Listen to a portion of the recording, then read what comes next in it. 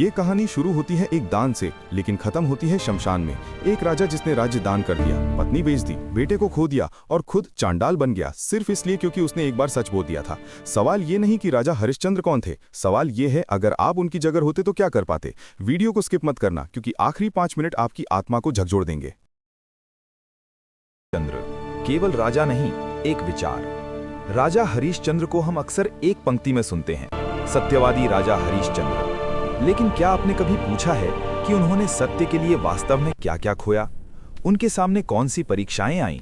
और सबसे अहम, क्या वे परीक्षा ईश्वर की थी या समाज की? हरिश्चंद्र इक्ष्वाकु वंश के महान राजा थे, वही वंश जिसमें आगे चलकर भगवान श्री राम का जन्म हुआ।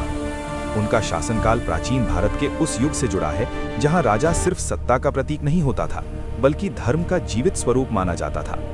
हरिश्चंद्र का सबसे बड़ा गुण था सत्य के प्रति अडिग निष्ठा। वो झूठ बोलने को केवल पाप नहीं, बल्कि आत्मा की मृत्यु मानते थे।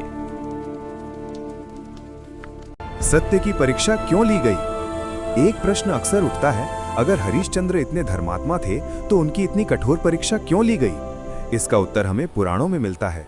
ऋषि विश्वामित्र, जो स्वयं तपस्या और शक्ति के प्रतीक थे, एक दिन ये जानना चाहते थे कि क्या पृथ्वी पर कोई ऐसा मनुष्य है जो हर परिस्थिति में सत्य का त्याग न करे। और उनका ध्यान गया राजा हरिश्चंद्र पर। यह कोई व्यक्तिगत द्वेष नहीं था, ये धर्म की परीक्षा थी, एक ऐसा प्रयोग जो ये दिखाए कि सत्य सिर्फ बोलने की चीज है या जीने की भी।